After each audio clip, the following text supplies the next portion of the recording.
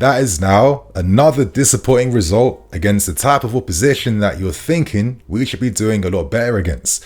Now, since the game against Liverpool, we've played against West Ham, Luton Town, Forest, and now Bournemouth. We've picked up 4 points out of 12, and things aren't looking great right now. Does Pochettino deserve this pressure? As some fans are starting to question the managerial appointment, is it time for Poch to go?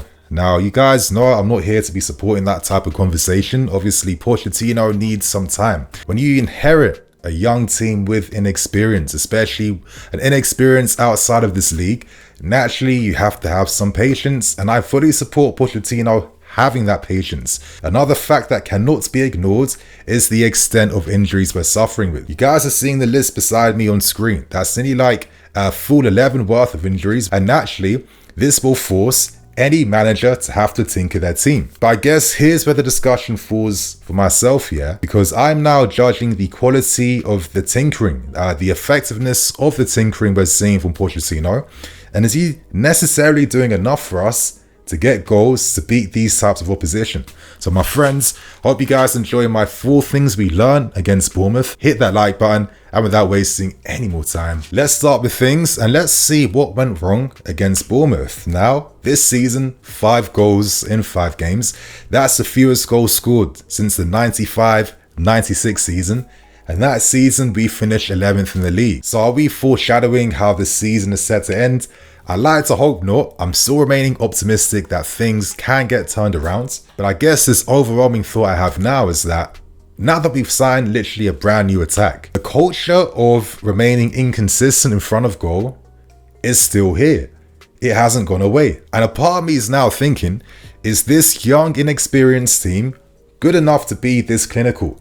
And I'm starting to feel like it just isn't the case. Now let's look at the numbers. We had 64% possession against Bournemouth, but our XG was only 1.71 compared to Bournemouth's 1.19. Now of course, yesterday we hit the crossbar from Raheem Sterling's free kick, and we hit the bottom of the post from Nico Jackson, so we definitely got unlucky. Either one of those goals go in, the entire dynamic of the game changes, and we are heavily underperforming our XG. We've scored 5 out of a possible 10. I feel like this young team is not good enough to be clinical from few chances. These guys need a run of games to build that confidence in front of goal. And I feel like this is why we see so many things break down in the final thirds. And if you guys look at the maps beside me, I really feel like we lacked a lot of connections with our front 3 in the game versus Bournemouth. As we can see with the territory, we're seeing mostly Gusto, Sterling and Gallagher finding good consistency with their chance creation and combination plays down the right hand side of the field. If you look at the cluster of passes attempted to, we can see where most of the passing combinations are being formed down the right hand side. They're coming from Gusto overlaps. They're coming from Raheem Sterling inverting infield, of course making runs in behind to attack the spaces, and Gallagher acting as that glue to combine alongside Gusto and Sterling. But when you see that left hand side though, I kind of feel like it's giving me individualistic vibes. I thought Enzo Fernandez got contained quite a bit against Bournemouth. I felt like Mudryk remained like a bit of an isolated figure, and I thought that Nico Jackson remained even more isolated. And as you're noticing, he didn't receive a single pass from the right hand side during the entire game, and in my opinion that is really poor. I'm looking at the territory again and comparing Gusto to Levi Colwill. I kind of feel like Colwill was very deep, and to look at the heat maps of both Levi Colwill and Malo Gusto, you're noticing that Gusto is regularly receiving and affecting the game in the opponent's half, and Levi Colwill is just barely there. If Colwill advanced forward more, would Ugochukwu simply not just come a bit deeper to make up the numbers, right? Because I kind of feel like Mudryk and Enzo Fernandez needed to have that Gusto-like option down that left-hand side. And seeing both Maatsen and Ben on the bench, 2 players that could bring that support, it did hurt me a little bit. Now, is there an understanding that Pochettino is wary of the counter-attacking threat, which Bournemouth definitely have? Like, you must respect the opposition in this league. But I guess my thing is that As games keep going on and we keep staying scoreless, you guys are seeing the expected threat throughout the game. I feel like it's so key for our team in particular to at least take the lead within 60 minutes, because as the game goes on, we see during the final 15 minutes of games, our expected threat dramatically falls down, and that's because we run out of ideas. We're literally playing hope and cross football, and the opposition's threat actually increases as the game's coming to an end. So for me, I definitely feel like we reduce our attacking capabilities by having poor connections evenly across the field. You know, there was too much imbalance between the right hand side, and we kind of just completely ignore the left hand side. And this now falls into my next thing we learned, and that was Mudryk's performance against Bournemouth. Now, in my opinion, I thought Mudryk looked promising, but it might have been seen differently by Pochettino, and I'll touch upon that later on. But stats wise, Mudryk only played 14 out of 19 passes in the 63 minutes he played in. He did make 2 key passes though. His expected assist rate of 0.41 was one of the highest in our teams actually, and he'd feel very unlucky that Nico Jackson didn't score from his pass, and he'd feel maybe unlucky that Conor Gallagher didn't do better with his effort in Bournemouth's books. To continue on, he made 2 successful dribbles. He had 0 shots throughout the entire game. That is not great.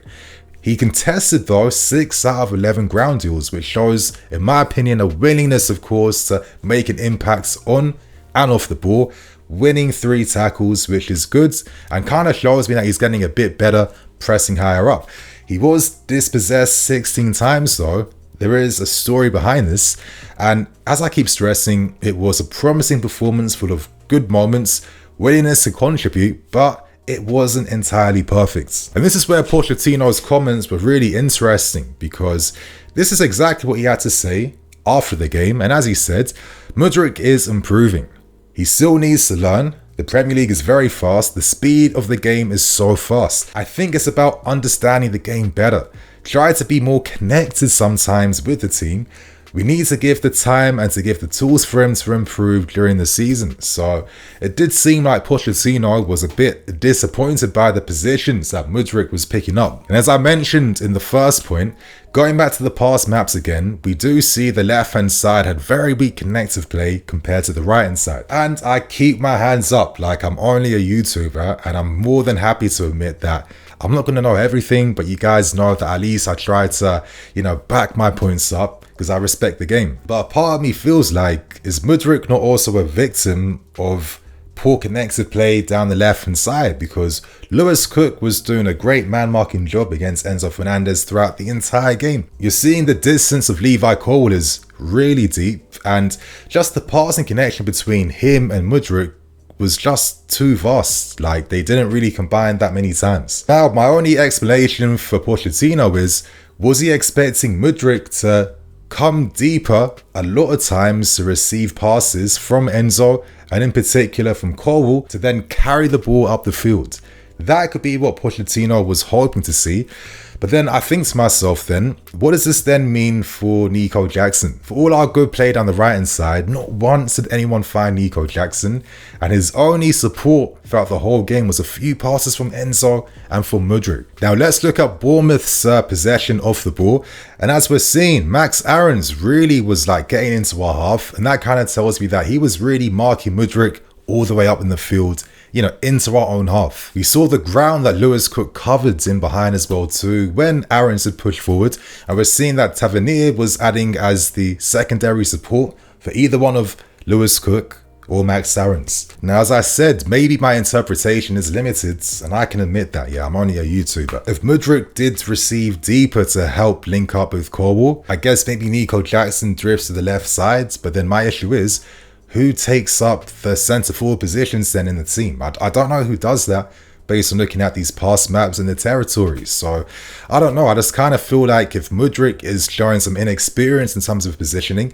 maybe simplifying the game for him a bit more by having more of like a Gusto-esque like left back pushing forward, supporting him, could be the thing he needs to slowly improve faster over time. So that's what we learn about Mudryk. How do you guys feel? And now we move on to discussing the debut of Leslie Ugochukwu. Now I have to say, I thought this was a very effective and composed first team debut from Leslie. He played the DM role sitting in front of our defence, and the pass maps show that he mostly received from like Robert Sanchez, Colwell, Thiago Silva, but nothing really from Disasi, who mostly found Gusto and played on the right hand side. So already we're seeing like a bit of a disconnect between how we were building up from the left and from the right. Anyway, the heat maps show the central zones that Leslie was picking up, and you know, he was a lot more advanced at times. He wasn't necessarily deep, and I guess when you have three centre backs who are like quite deep, I like to think they'd push a bit higher up as a line, right? But maybe Pochettino's thinking, I have to be careful of Bournemouth's counter-attacking threat.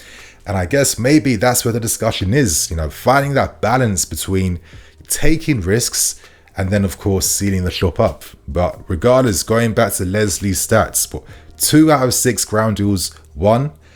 He won both his aerial duels. He lost possession 8 times and he got dribble past 3 times. So, you know, of course, it wasn't perfect, but I think it was mids. And sometimes I feel like mids shouldn't be seen as like a negative word. And I kind of feel like in today's world, like everything's either good or bad. You can't have in between. If you're in between good and bad, you might as well see yourself out the door, because that means you're forgettable.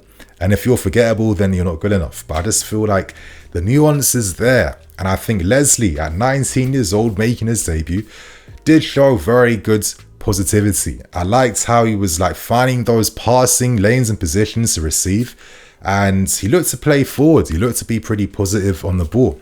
He went on one really good run, carrying us up the field, and was kind of like Vieira-esque a little bit when I saw that.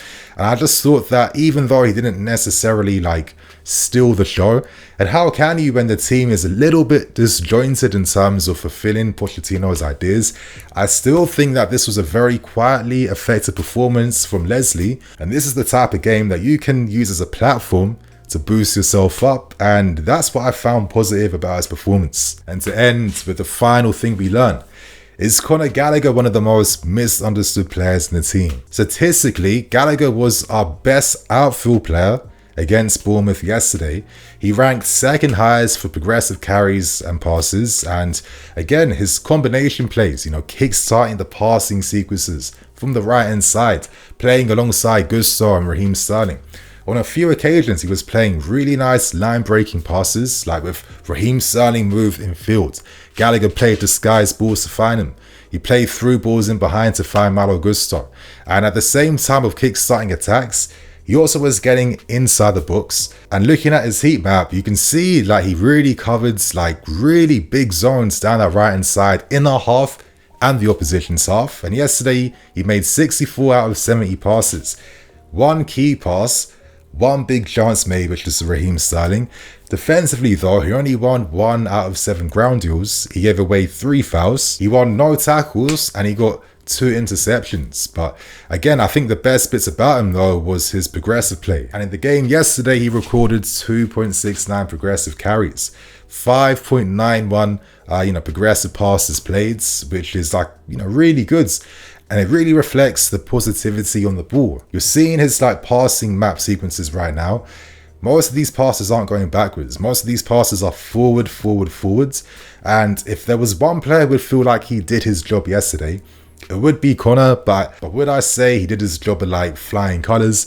If he had scored that goal, if he had taken a better first touch to set himself up for the shot, I think that was probably the best chance of the whole game. And that's one of those chances where you're kind of hoping and expecting a player to score from there. And Conor will feel annoyed because these zones are his bread and butter inside the opposition box. At the same time though, I feel like I have to bring this point up again. But I saw Enzo Fernandez play on the right hand side as the season started. And he also played great games versus Liverpool, West Ham, until injuries came. He found himself on the left-hand side, and I'm starting to feel like our whole play down the left-hand side as a team in general is kind of failing, because when Enzo looks quiet on the left, that tells me that this isn't just players not performing well. It tells me that it's like a tactical thing that isn't being tweaked or fine-tuned, and I really just feel like if there was a left-back, like as we saw Enzo combining with Gusto and Sterling earlier during the season, if there was like a proper left back supporting the play, I think we could be better. I understand we might be a bit more porous in the counter-attack, but then why not just have the DM sit a bit deeper? As I said earlier, I feel like, you know, we need to get the first goal more. And these are the little like tinkerings I'm seeing from Pochettino where I'm kind of questioning the full effectiveness behind them. So again, next game, is it worth seeing Conor playing on the left so Enzo can play on the right hand side? I guess time will tell, my friends, but regardless, I thought this was a very good performance from our captain, and I just think that if anyone feels like Gallagher was awful, I think you're being really harsh and you're only focusing on the few negatives and you're ignoring everything else that was good. So my friends, they're the 4 things I learned. I hope you guys enjoyed. Share your thoughts and opinions, hit that like button too. I'll catch you guys with some more videos soon. Cool.